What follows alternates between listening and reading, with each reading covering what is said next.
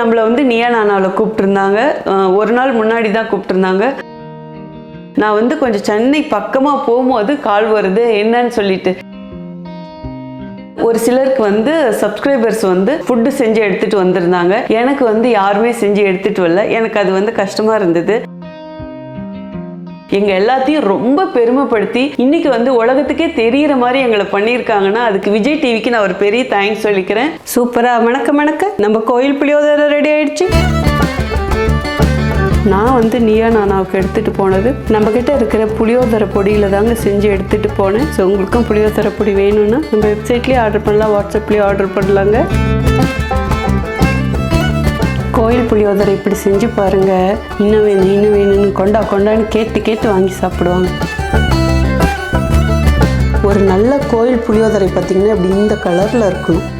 ஒரு தடவை இப்படி செய்யுங்க. கோயில் புளியோதரைனா இப்படி தான் இருக்கணும்னு எல்லாரும் பாராட்டுவாங்க.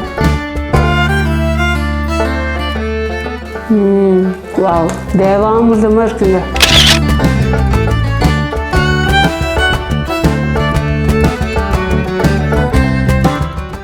ஹாய் மேடம், புளியோதரையும் அந்த அவக்காய் ஊறுகாய் இன்னும் கண்ணிலேயே நிற்கிது. சூப்பராக இருந்தது. நேற்று ப்ரோக்ராமில் உங்களை பார்த்தாச்சு, ரொம்ப நல்லா இருந்தது. அந்த டிஷ்ஷு வந்து நீங்கள் எக்ஸ்பிளைன் பண்ணும்போதே அப்படியே நிச்சயமானமே எச்சி ஊறுது. அவ்வளோ சூப்பராக எக்ஸ்பிளைன் பண்ணீங்க. அந்த மாங்காவுடைய காம்புல வரியில் அந்த வழியில் பால், அதுலேருந்து ஊறுகாய், பா சூப்பர். ஒவ்வொன்றும் நல்லா என்ன சொல்கிறது, அனுபவித்து பண்ணியிருக்கீங்க. நாங்கள் தான் டேஸ்ட் பண்ண கிடைக்காம போயிடுச்சு. சூப்பர் மேடம், சூப்பர், கலக்குறீங்க. சமையல் நல்லா இருக்கணும்னா அதுக்கு மெயின் காரணம் மசாலா. இதை நான் எப்படி செய்வேன்னு பார்த்தீங்கன்னா, நான் போடுற அத்தனை பொருட்களும் ஃபர்ஸ்ட் குவாலிட்டி. நானே போய் தேடி பார்த்து எந்த இடத்துல நல்லா இருக்கோ அங்கே போய் ப்ரீமியம் குவாலிட்டி வாங்கி செய்கிறேன். ஸோ அது எல்லாமே உங்களுக்கு கிடைக்கும். நம்ம வெப்சைட்டும் ஓப்பன் பண்ணியாச்சு. So cook with Sangeetha website மூலியமாகவும் ஆர்டர் பண்ணிக்கலாம், வாட்ஸ்அப் மூலியமாகவும் ஆர்டர் பண்ணிக்கலாங்க. Hi friends, welcome to cook with Sangeetha.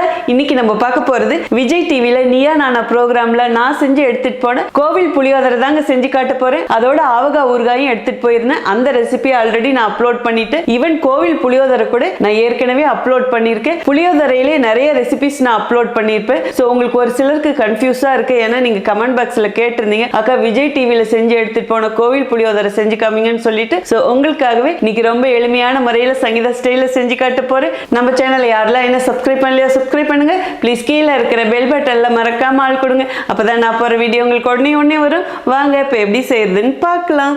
இருங்க வீடியோல கடைசியில நான் நிறைய பேசியிருப்பேன் நீயா நானாவில் என்னெல்லாம் நடந்ததுன்னு சொல்லிட்டு. ஸோ கடைசி வரைக்கும் வீடியோவை ஸ்கிப் பண்ணாம பாருங்க. வாங்க இப்போ வீடியோக்குள்ள போகலாம்.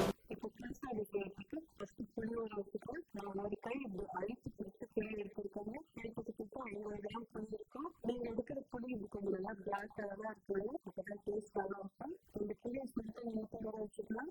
இதை அப்படியே எடுத்து வச்சுக்கோங்க. இப்போ சோறு ஸ்பூன்லாம் எடுத்து வச்சுருக்கோம். அப்புறமான ஒரு பேக்கெட்டில் பார்த்தீங்கன்னா சூடாக இருக்கிற சோறு மேலே அப்படியே நம்ம கொஞ்சம் வச்சுக்கலாம்.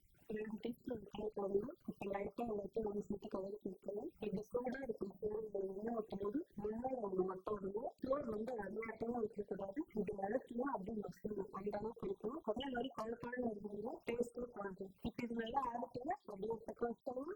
இப்போ புளியோதரை பொடி ஃபர்ஸ்ட் செஞ்சுக்கலாங்க. அதுக்கு ஸ்டவ் ஆன் பண்ணி ஒரு கடாய் வச்சுட்டு இப்போ தேவையான பொருட்கள் போட்டுக்கலாம். 2 டீஸ்பூன் கடலைப்பருப்பு போட்டுக்கலாம், 2 டீஸ்பூன் மல்லி விதை போட்டுக்கலாம், 2 டீஸ்பூன் முழு மிளகு போட்டுக்கலாம், 1 டீஸ்பூன் கடுகு போட்டுக்கலாம், 2 டீஸ்பூன் கருப்பு எள்ளு போட்டுக்கலாம், 1/4 டீஸ்பூன் வெந்தயம் போட்டுக்கலாம்.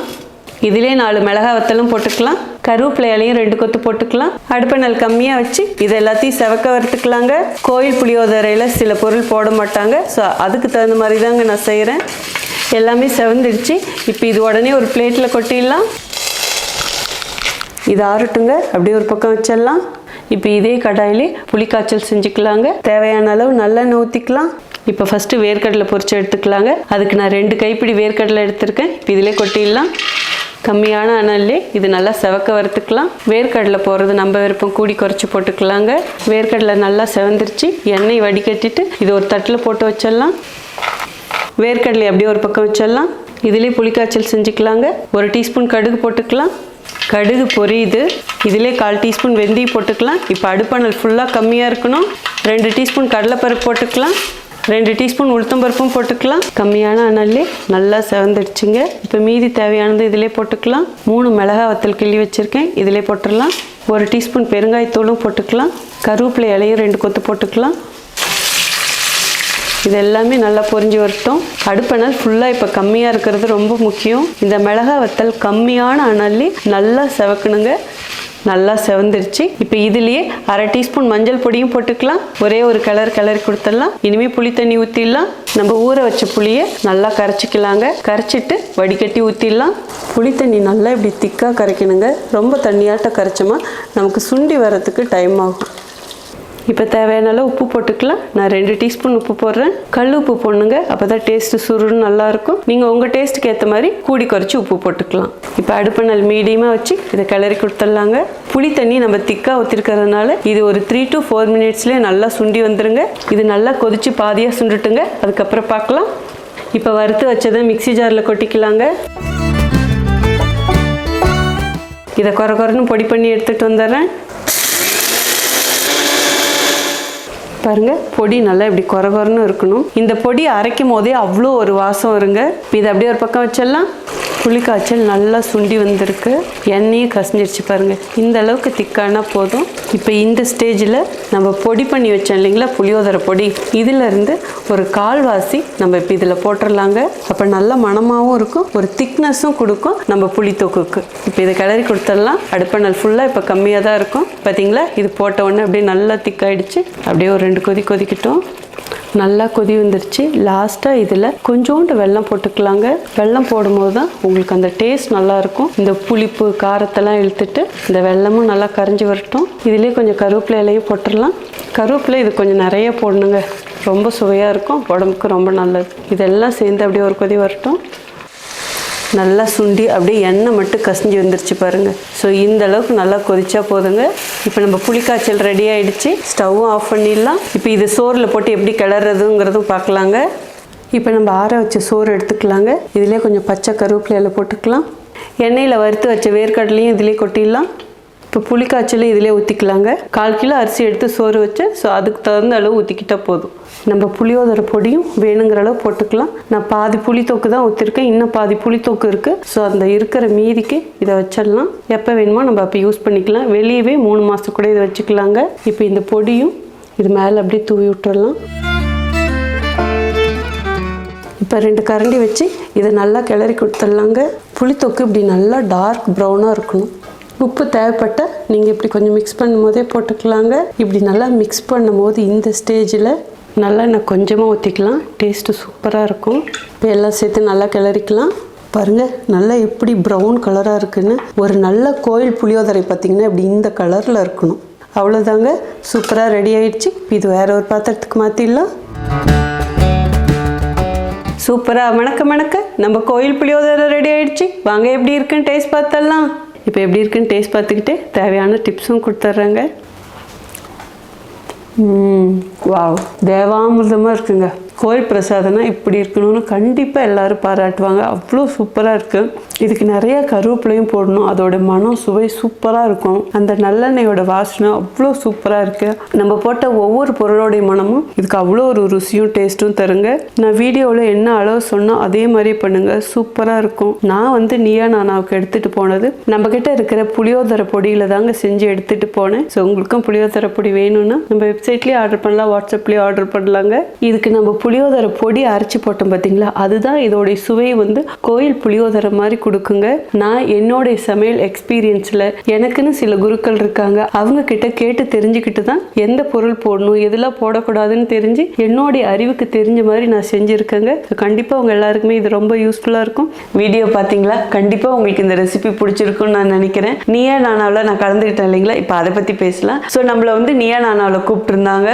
ஒரு நாள் முன்னாடி தான் கூப்பிட்டுருந்தாங்க. ஐயோ, ஒரு நாள் முன்னாடியே எப்படிடா போகிறது, ஏன்னா இங்கே நம்ம மசாலா வேறு பண்ணிகிட்டு இருக்கோம் அப்படின்னு சொல்லி யோசிச்சுட்டு இருந்தேன். அப்புறம் சொன்னதுலேருந்தே கொஞ்சம் ப்ரிப்பேர் பண்ண ஆரம்பிச்சிட்டேன். சரி, ஓகே நம்ம போகலாம். ஏன்னா நான் இருக்கிறது பெங்களூர், இங்கேருந்து வந்து நம்மளை சென்னை கூப்பிட்டுருந்தாங்க. அப்புறம் சரி ஓகே போகலாம், இது நமக்கு கிடைச்ச ஒரு நல்ல வாய்ப்பு தான் அப்படின்னு நினச்சிட்டு இருந்தேன். இது என்னுடைய ஒரு ட்ரீம்னு சொல்லலாம்.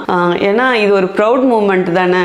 ஸோ இது எல்லாத்துக்குமே காரணம் பார்த்தீங்கன்னா நீங்கள் அப்புறம் என் கூட இருக்கிற ஃபேமிலி அண்ட் ஃப்ரெண்ட்ஸ் தான். ஸோ உங்க எல்லாருக்குமே லவ் யூ ஆல், ரொம்ப ரொம்ப நன்றி. அப்புறம் வந்து பார்த்தீங்கன்னா நீயா நானாவுக்கு நாங்கள் இங்கேருந்து வந்து ஒரு நாள் முன்னாடியே போயிட்டோம். அதாவது காலையிலனா நாங்கள் வந்து நைட்டே அங்கே இருக்கிற மாதிரி போயிட்டோம். ஸ்டுடியோவுக்கு பக்கத்திலே நாங்கள் ஹோட்டலில் இருக்கிற மாதிரி இருந்தோம். ஏன்னா அப்போ தான் வந்து போகிறதுக்கு ஈஸியாக இருக்குன்னு சொல்லிட்டு. பட் நான் பெங்களூர்லேருந்து மதியமாக கிளம்புனேன். நான் வந்து கொஞ்சம் சென்னை பக்கமாக போகும்போது கால் வருது, என்னன்னு சொல்லிட்டு, நீங்கள் ஏதாவது வந்து ரெசிபி செஞ்சு எடுத்துகிட்டு வந்தால் நல்லாயிருக்கும், சப்ஸ்கிரைபர்ஸுக்கு வந்து சர்ப்ரைஸாக கொடுத்தா அப்படின்னாங்க. ஐயோ என்னடாப்பா இப்படி சொல்கிறாங்க அப்படின்னு நான் நினச்சேன். சரிம்மா நான் ட்ரை பண்ணுறேன் அப்படின்னு சொல்லிட்டு வச்சுட்டேன். நான் இன்னமும் யோசிக்கிறேன், ஓகே சென்னையில் வந்து நமக்கு இப்போ தெரிஞ்சவங்க யார் இருக்கிறா, யார் வீட்லையாவது போய் நம்ம இது செய்யலாமா, அதை செஞ்சு எடுத்துகிட்டு போகலாமா, இப்படிலாம் பல கற்பனை ஓடிட்டு இருந்தது. பட் நான் என்ன திரும்ப பண்ணேன், அதாவது இவங்க சொன்ன உடனே சரி நம்ம ஏதாவது நம்ம சப்ஸ்கிரைபருக்கு கொடுக்கணும் அப்படின்னு நான் நினச்சேன்.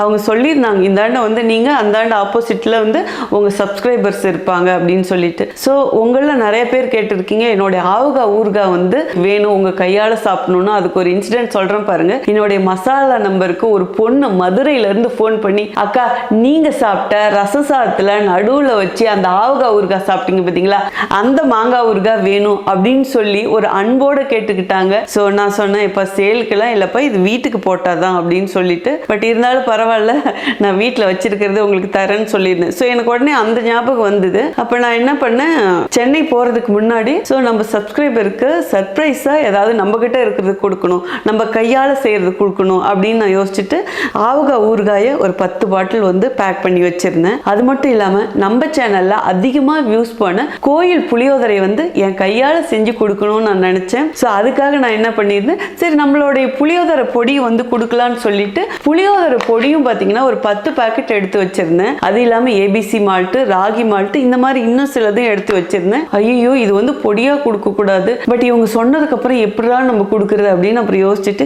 இருக்கவே இருக்கு நம்ம இன்ஸ்டன்ட் புளியோதரை, இதை வச்சு செஞ்சு அஸ்திடலாம் அப்படின்னு சொல்லிட்டு என்னுடைய ஃப்ரெண்டு பிரவீன் சொல்லிட்டு அவரும் வந்து அந்த ஷோக்கு வந்திருப்பாரு. ஸோ அவங்க வீட்டில் இருந்து நான் கொஞ்சம் வந்து ஒயிட் ரைஸ் கேட்டிருந்தேன். ஸோ அவங்க எடுத்துகிட்டு வந்து கொடுத்தாங்க. ஒயிட் ரைஸில் நம்ம இன்ஸ்டன்ட் புளியோதரை மிக்ஸ் பண்ணி எடுத்துகிட்டு போயிருந்தேன். அப்புறம் அங்கே வந்து பார்த்தீங்கன்னா பிளேட்டிங் பண்ணுறதுக்கு டைம் கொடுத்தாங்க. கோயில் புளியோதரையும் ஆவகாய் ஊறுகாயும் வச்சு கொடுத்தேன். ஸோ அதை சாப்பிட்ட எல்லாருமே ரொம்ப சூப்பராக இருக்குன்னாங்க. ஈவன் கோபி அண்ணா கூட ரொம்ப நல்லா இருக்குன்னு சொன்னாங்க.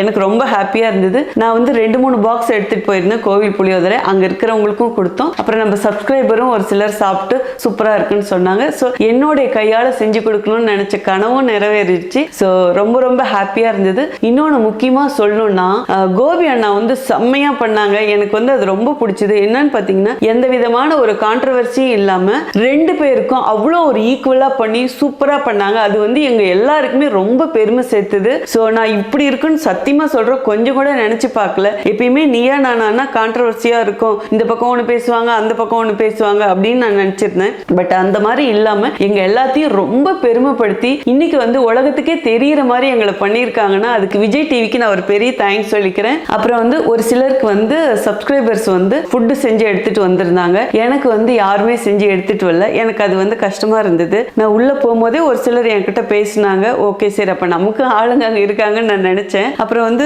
என் பக்கத்தில் இன்னொரு பொண்ணு உட்காந்துருந்தாங்க. அங்கே பாருங்க 4 பேர் உங்களை சைட் அடிச்சுட்டே இருக்காங்க, அவங்களாம் உங்கள் சப்ஸ்கிரைபர் தான் அப்படின்னு சொன்னாங்க. அப்புறம் நான் யார் அப்படின்னு கேட்டேன். அதெல்லாம் சொல்ல மாட்டேன் அப்படின்னாங்க. சரி ஓகே நமக்கும் செஞ்சு எடுத்துகிட்டு வந்திருப்பாங்க அப்படின்னு நான் நினச்சேன். பட் ஒருத்தர் கூட எனக்கு செஞ்சு எடுத்துகிட்டு வரல. அது வந்து எனக்கு ரொம்ப ரொம்ப மனசு அப்படியே கஷ்டமாக இருந்தது. என்னடப்பா நம்ம இவ்வளோ ரெசிபி போட்டிருக்கோம், எத்தனையோ பேர் செஞ்சுட்டு எனக்கு அவ்வளோ பெரிய ஃபீட்பேக்லாம் கொடுத்துருக்குறீங்க, உங்களுக்கு தான் நான் ஃபஸ்ட்டு கமெண்ட் போட்டிருக்கேன், இது வரைக்கும் யாருக்குமே நான் கமெண்டே போட்டதில்லைன்னு சொல்லிட்டு. அப்புறம் ஏன்டப்பா நமக்காக ஒருத்தர் கூட இல்லைன்னு தோணுச்சு. பட் நம்மளுடைய சப்ஸ்கிரைபர் வந்து ஒரு கூச்சத்தன்மையால் ஏதாவது பேசாமல் இருந்திருக்கலாம். பட் எனிவே வந்து அங்கே இருக்கிற எல்லா சப்ஸ்கிரைபரும் நம்ம சப்ஸ்கிரைபர் தான். எனக்கு அவங்களெலாம் பார்த்ததில் ரொம்ப ரொம்ப சந்தோஷம். ஸோ நான் எடுத்துகிட்டு போன பொருட்களை வந்து அவங்களுக்குலாம் வந்து ஷேர் பண்ணேன் எல்லாருக்குமே, அங்கே வந்து செட்டில் இருந்தவங்களுக்கும். ஸோ நம்ம கோயில் புளியோதரை வந்து நீங்கள் வாங்கணுங்கிறதுக்காக நான் இவ்வளவும் பேச கிடையாது. இது நார்மலாக எப்பயுமே நம்ம மசாலாவில் இருக்கிறது தான். பட் இது வந்து என்னுடைய ரொம்ப ரொம்ப ரொம்ப ஸ்பெஷல். இது ஒன்று நீங்கள் வாங்கி பார்த்தாலே என்னுடைய கைப்பக்குவம் எப்படி, நான் செய்கிறது எப்படி அப்படிங்கிற எல்லாமே உங்களால் புரிஞ்சிக்க முடியும். நீங்கள் ஸ்டவ் ஆன் பண்ணி செய்யணுங்கிற அவசியமே கிடையாது. சாதத்தில் கொஞ்சம் எண்ணெய் ஊற்றிட்டு இந்த பொடி போட்டு மிக்ஸ் பண்ணிங்கன்னா கோயில் புளியோதரை ரெடி. இதெல்லாம் உங்க கூட ஷேர் பண்ணணும்னு நினச்சேன். இன்னும் நிறைய மனசில் இருக்குது. பட் எதெல்லாம் விட்டுட்டேன்னு தெரியல. But anyway love you all, love you all, love you all. So இதே மாதிரி எனக்கு தொடர்ந்து சப்போர்ட் பண்ணிக்கிட்டே இருங்க. இன்னும் அடுத்த லெவலுக்கு நம்ம போகணும். ஸோ அடுத்த வீடியோவில் பார்க்குறேன். See you, bye bye. Love you all.